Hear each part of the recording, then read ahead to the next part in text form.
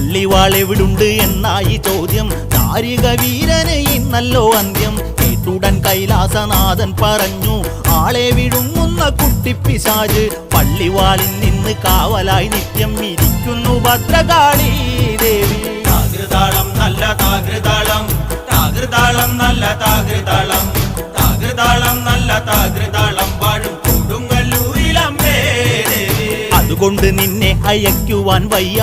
അതു കേട്ട് ശ്രീഭദ്രമെല്ലെ ചിരിച്ച് പള്ളിവാൾ ചെന്നങ്ങെടുക്കും ഈ കാളി. പിശാചിനെ കണ്ടാൽ വിഴുങ്ങും ഈ കാളി. നേരെ തിരിച്ചവൾ പള്ളിവാൾ ചെന്നങ്ങെടുക്കുന്നു ഭദ്രകാളി ദേവി. താകൃതാളം നല്ല താകൃതാളം, താകൃതാളം നല്ല താകൃതാളം.